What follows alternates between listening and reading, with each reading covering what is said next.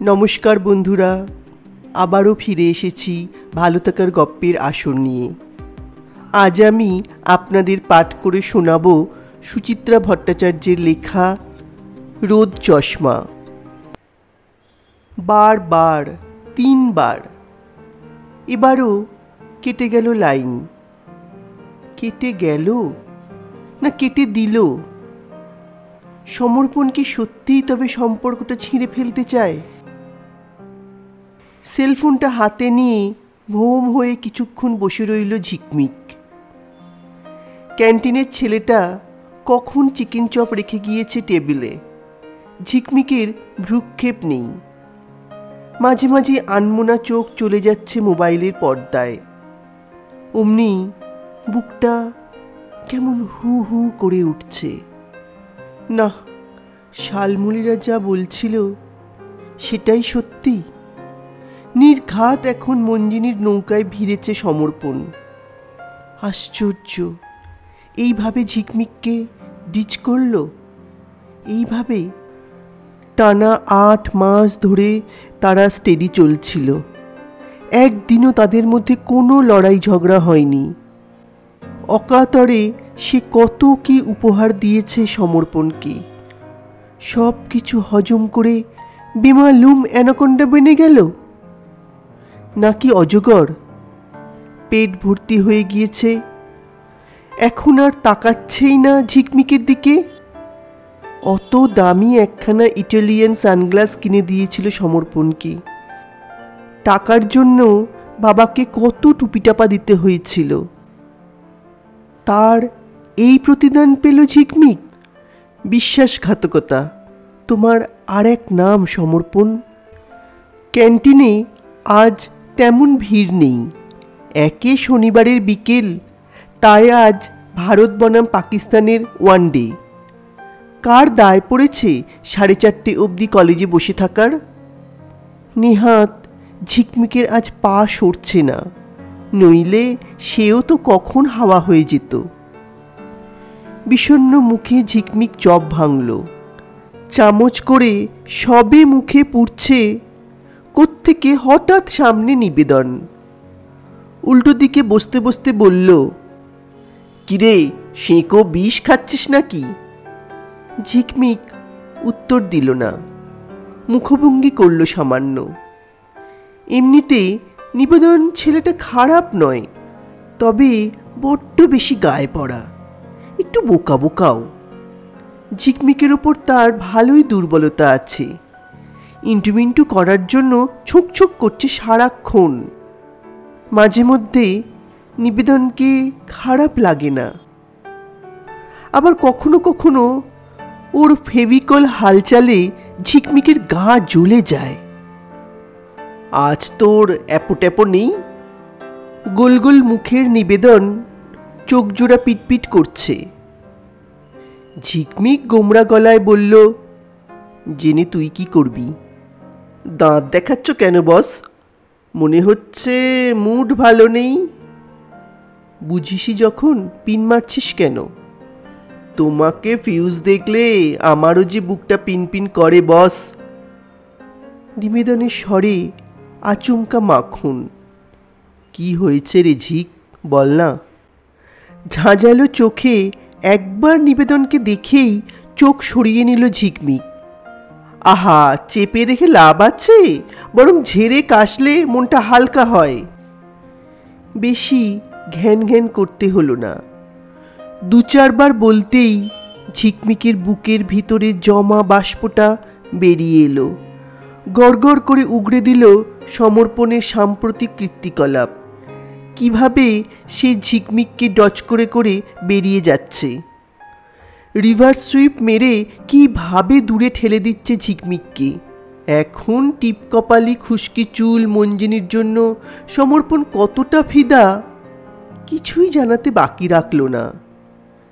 শেষের দিকে তো গলাটা রীতিমতো ধরে এলো ঝিকমিকের।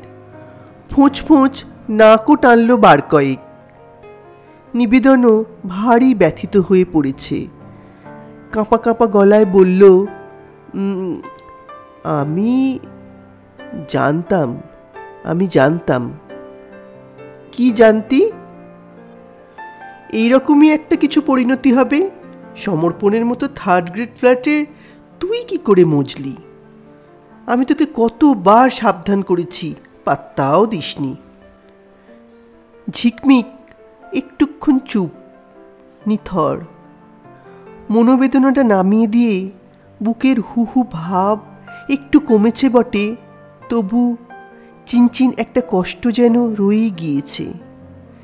নিবেদন ফস করে জিজ্ঞাসা করল, তোরা কতদূর এগিয়েছিলি? মানে? ঝিকমিক থতমত। মানে, ইউ ডোন্ট মাইন্ড, তোদের সম্পর্কটা মানে ঠিক কি স্টেজে? কি হবে জেনে? না, জেনে কোনো লাভ নেই, জাস্ট কৌতূহল। নিবেদন সোজা হয়ে বসল।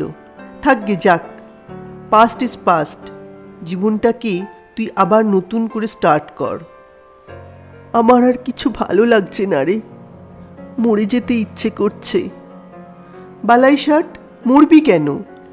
নিবেদন এক গাল হাসল, তারপর গাঢ় স্বরে বলল, मैं हूं ना।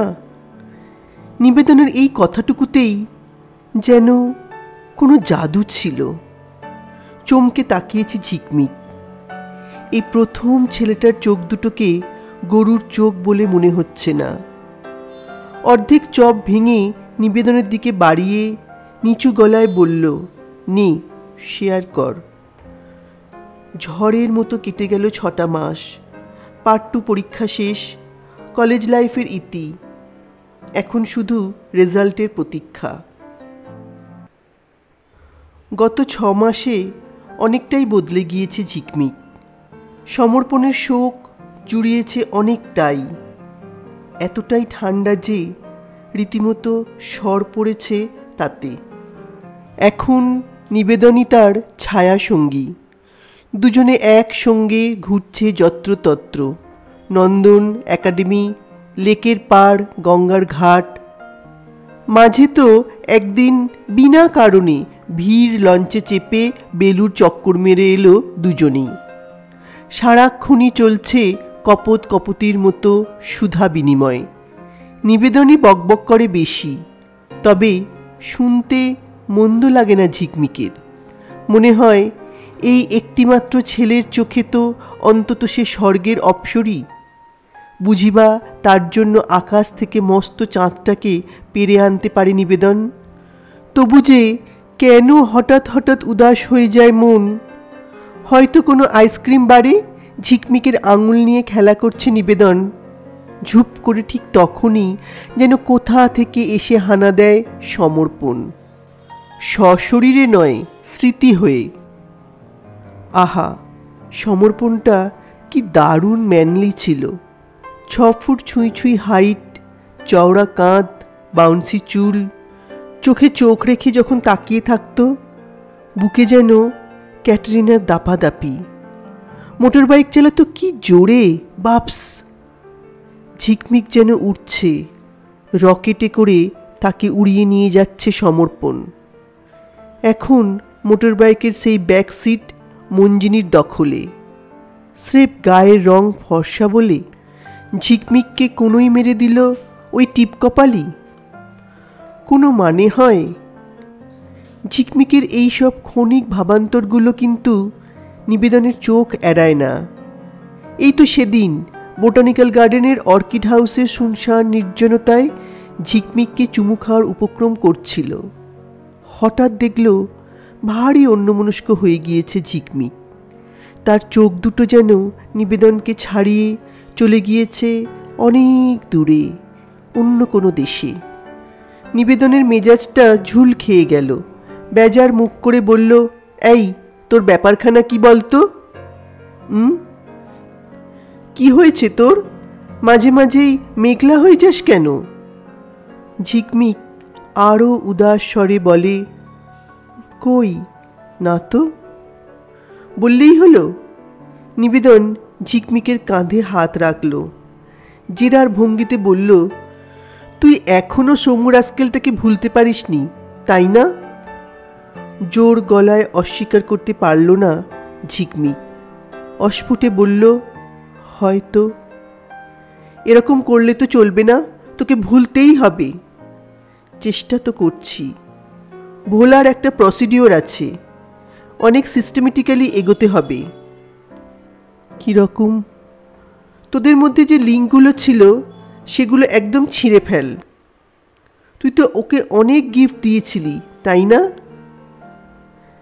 ঝিকমিক ফোঁস করে একটা নিঃশ্বাস ফেলল। তা দিয়েছি। সবচেয়ে দামি জিনিস কি দিয়েছিস? ঝিকমিক মনে মনে ভাবল, আমার হৃদয়। মুখে বলল, একটা ইটালিয়ান সানগ্লাস, 1800 টাকার মতো পড়েছিল। গুড। স্ট্রেট সমুর কাছে গিয়ে সানগ্লাসটা আগে ফেরত আন, তারপর ওটা আমায় দিয়ে দে। সমুকে দেওয়া সবচেয়ে দামি উপহারখানা যদি আমি চোখে পড়ে ঘুরি, তবে দেখবি সমুর উপর মোহ আস্তে আস্তে কেটে যাচ্ছে। যা, তা হয় নাকি? হয় হয়, দেখ না ট্রাই করে।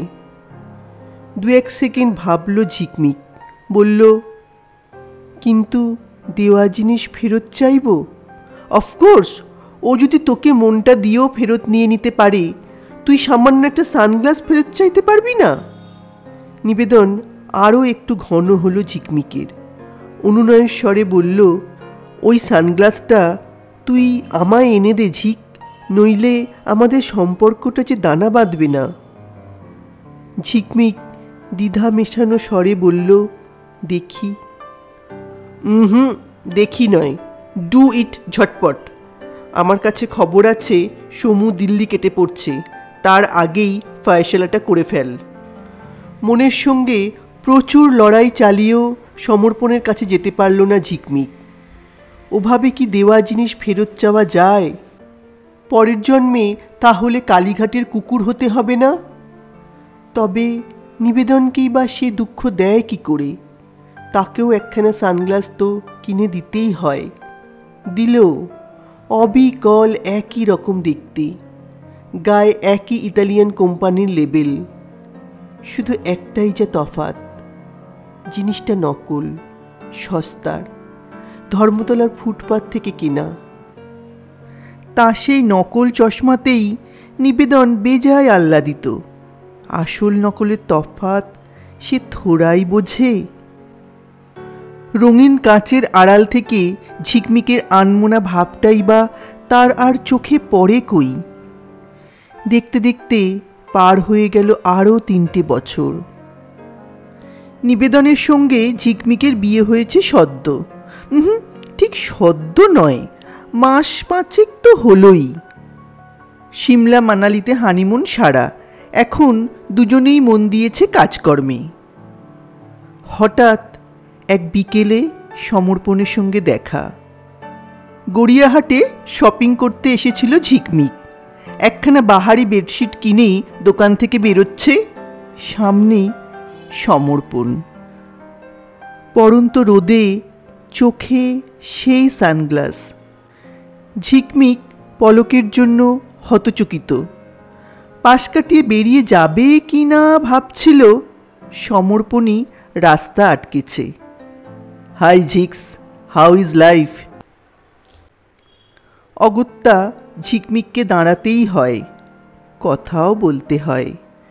ঝিকমিক পলকা হাসল। মন্দ কি? শুনলাম তোমরা বিয়ে টিয়ে করে ফেলেছ। সেই নিবেদনকেই বিয়ে করলে? আলু ভাতে মার্কাটাকে? ভুলটা কি করেছি? আর যাই হোক, নিবেদন 420 নয়।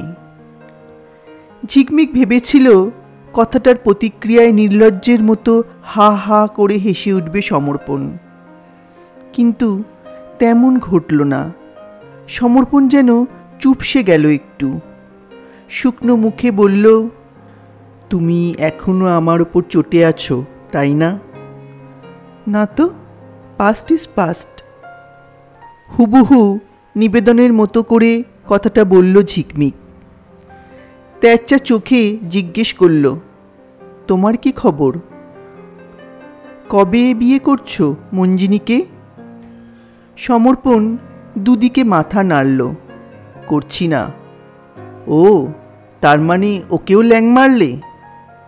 না, বিশ্বাস করো, কি যে হলো, সম্পর্কটা টিকলো না, বুঝলে। রোদ চশমাটা খুলে হাতে নিয়েছে সমর্পণ, দোলাচ্ছে অল্প অল্প, মৃদু গলায় বলল, ওর মধ্যে তোমার মতো চাম নেই।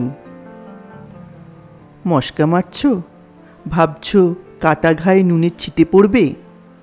না না, বিলিভ মি। সমর্পণ যেন একটু অস্থির।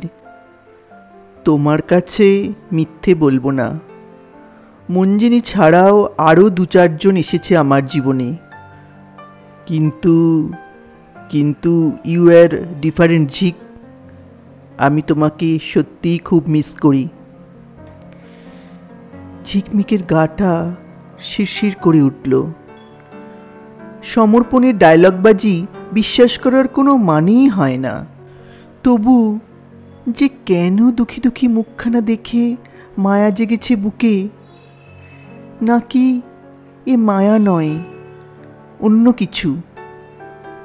একটা ভারী দীর্ঘশ্বাস ফেলল সমর্পণ। ক্ষণিক দেখল আকাশটাকে, তারপর রোদ চশমাটাকে ফের পরে নিয়ে বলল, বাই দ্য ওয়ে, তুমি নিশ্চয়ই হ্যাপি হয়েছ ঝিক? ঝিক মনে মনে ভাবল, কি করে হব, আসল রোদ চশমাটা যে তোমার কাছে রয়ে গেল। গলায় নকল উচ্ছলতার হিল্লোল তুলে ঝিকমিক বলল, আমি ভীষণ খুশি, ভীষণ। অসংখ্য ধন্যবাদ বন্ধুরা সম্পূর্ণ গল্পটি শোনার জন্য। খুব শিগগিরই আরেকটি নতুন গল্প নিয়ে ফিরে আসছি। ততক্ষণ ঈশ্বরের আশীর্বাদে আপনারা ভালো থাকুন, সুস্থ থাকুন, আনন্দে থাকুন। ধন্যবাদ, নমস্কার।